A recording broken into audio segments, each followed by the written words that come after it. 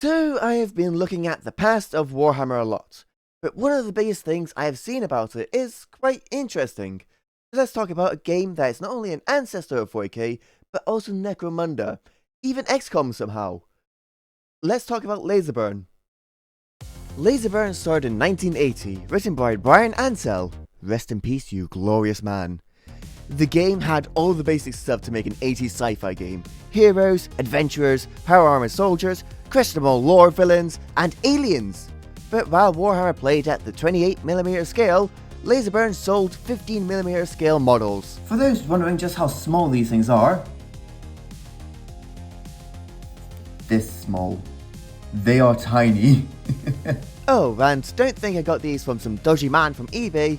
I got these from a shop called Alternative Armies. Think good old games, but for wargaming minis. If you're wanting to get a better detail on information of lore, origins, and other bits, you can have a look at Snipe and Ribs video. Just tell them Elliot Vulcan sent ya. But for now, let's begin painting. I started this video by priming the models of a Centilon, Dreadnought, and Blackguard, all with matte black. To actually begin the painting, we will start with basing the model. For all three of the models we will be using these paints, so gather them up and get ready. Begin this step with the resplendent red, use this over the entire armour of the Dreadnought, alongside the feather plume of the Blackguard officer.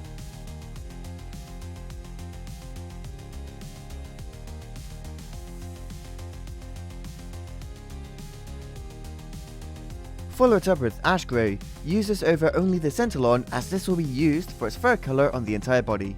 Make sure that both this paint, the previous paint, and the following paints are all with more than one thin layer.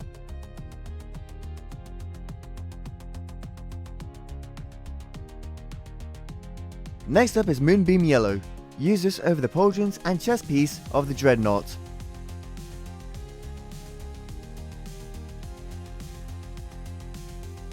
Before we move on to the metallic areas, tidy up the leather on the Centilon's gloves, the armor casing on the Dreadnought, and the armor of the Blackguard, all with matte black.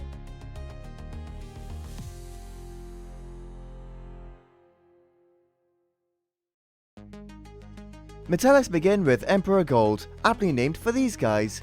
Use this paint over all of the gun casings, trim, knee pads and elbow pads, only on the Blackguard.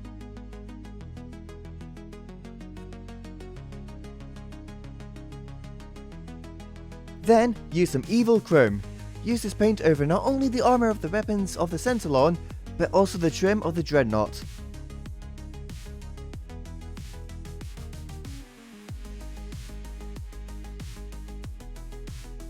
There are still some areas on the Dreadnought and Blackguard to be covered in metallic paint. Use some heavy metal over those areas as mentioned. Once all that's done, you can start shading.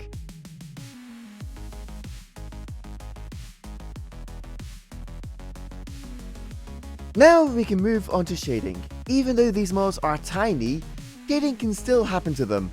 Gives them more life, even at their own size. So, gather everything seen on the screen and get ready.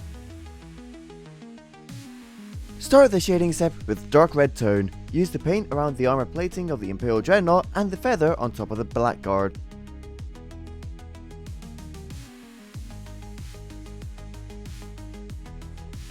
Move on to the Centilon next. Use Grimdark Shadow over all of the body of it. Once you have finished that, use the paint on the different bits of steel found on both the Dreadnought and the Blackguard.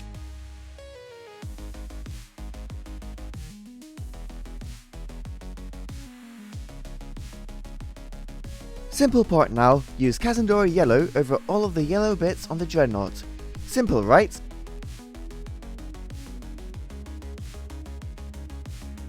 Hoodoo Voodoo. Well, the Centilon uses the shade anyway. Use it over all the brass on the model, and even the bits on the bigger areas on the Dreadnought as well.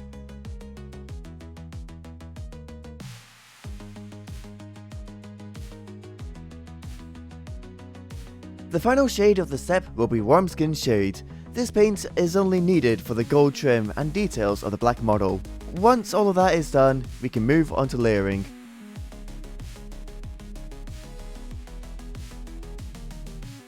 Again, as scales get smaller, so does the amount of detail.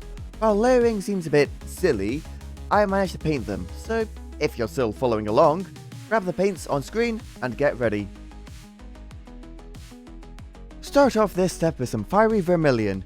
This is a very nice paint, needed for only the red areas found on both the Dreadnought and the Blackguard.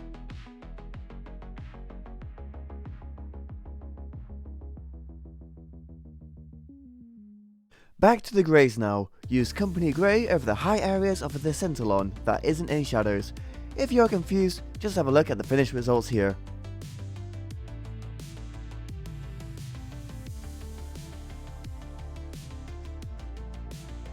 After that, use matte whites on the highest and sharpest points on the fur of the Centilon, just for some extra detail.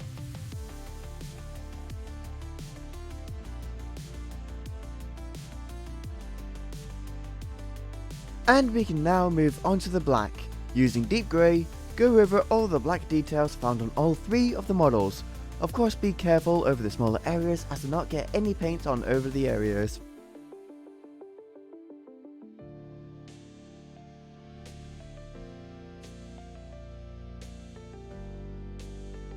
Warped yellow next. While this is used over all the yellow areas found on these models, they can also be used on the eye lenses of the Blackguard helmet.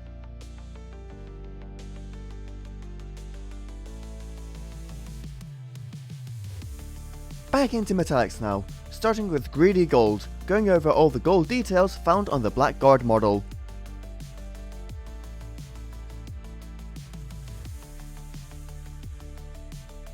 Continuing on with the Centilon and Dreadnought, using true brass, go over all of the areas previously painted with evil chrome.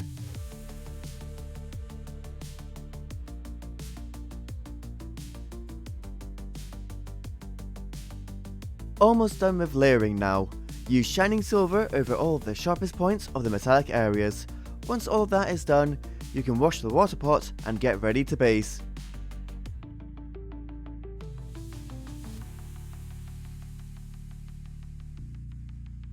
For the base, I have gone for a sort of wintry wasteland, and due to the size, the grass would be a bit too large for the models, so gather up the paints you can see on screen and get ready to finish painting. To start basing, I use sterling mud over the base and the bits of the metal that the models stand on. I used a brush to apply the texture due to the actual size of the model itself, and after drying, the base would look like some sort of ancient ruins thanks to the texture found on the coins.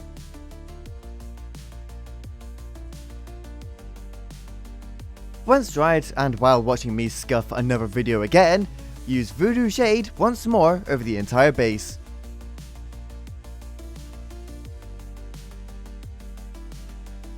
Let the wash dry, then use Command Khaki as a dry brush over the entire base of the model.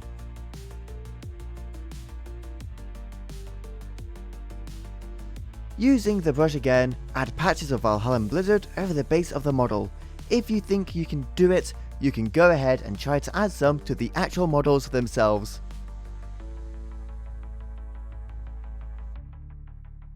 Finally, you can go ahead and add in the base rim of matte black onto the model, calling the project complete.